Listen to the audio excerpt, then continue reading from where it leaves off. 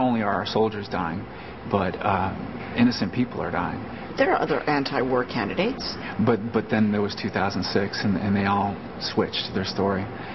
We gave them the opportunity to end this war. You feel betrayed by the Democrats? Absolutely. I feel betrayed by Congress as a whole. Absolutely. The best commitment we can make to the Iraqi people is to give them their country back. That's the most important thing that we can do. Ron Paul's fierce and consistent opposition to the war in Iraq has set him far apart from the other Republican candidates. But Lyman didn't find out about Ron Paul from watching the debates. He was on the website MySpace, a social networking site, and he noticed that people were changing their personal profiles into Ron Paul profiles. And so basically you started seeing Ron Paul's picture everywhere.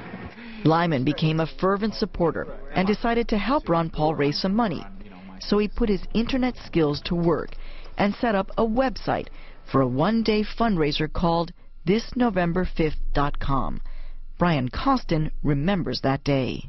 I was on Ron Paul's website watching this banner go up and up and up. He thought it was going to slow down. He thought it was going to slow down and people were going to stop donating, and it didn't stop through the entire day, and it was just incredible. When it was all over, they broke the record, raising $4.2 million, the most money ever raised online in a single day.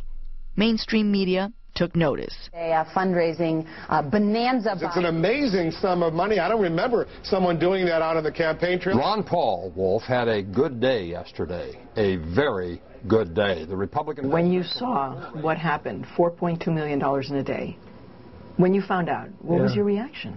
Well, it was a tremendous surprise. You know, how did they do this? Some put up signs that I have removed their apathy, and I respond by saying, well, you've eliminated my skepticism. According to Ron Paul's campaign, 37,000 people contributed about $100 each that day, and 20,000 of them were new contributors.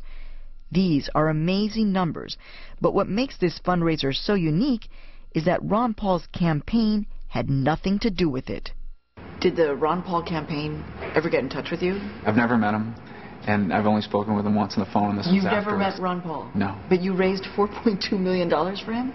Sure, I played my role, but it was all of us, you know. This is central to Ron Paul's campaign. They let their supporters do whatever they want. One guy paid for this full-page ad in USA Today.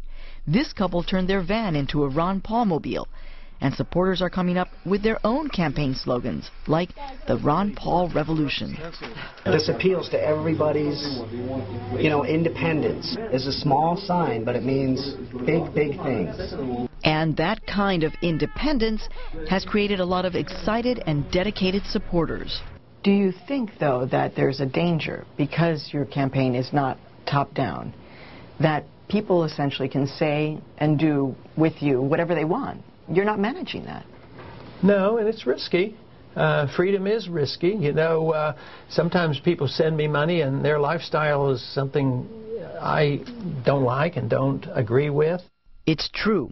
Ron Paul has some controversial supporters, including a brothel owner and white supremacists. They're attracted to his message of small government with few regulations. But Ron Paul doesn't think he should give any of their money back. Should our main task be going through there and checking on 65,000 people and what their personal beliefs are? It's impossible. I got their money away from them. So it's a plus, because I'm going to spend it for what I consider a very positive thing. But you could make a statement now that says, I do not want any white supremacists. I don't. I think the philosophy of white supremacy is completely wrong. It's immoral. So you do not want white supremacist groups supporting your campaign? No, I don't, because it just muddies the water. So why would I want their money? I don't need it. Until now, Ron Paul has never said publicly that he doesn't want contributions from white supremacists. I'm Ron Paul, and I'm running for president. But now that he's flush with cash, Ron Paul is running ads in New Hampshire, the site of the first primary next month, and his poll numbers are beginning to rise.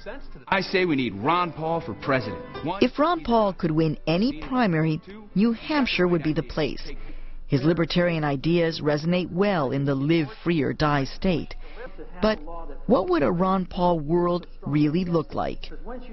So paint a picture of a big American city and what it looks like with you as a libertarian Republican in office. How does it function? Well, the federal government would just be out of that city. They wouldn't be there. And he means it.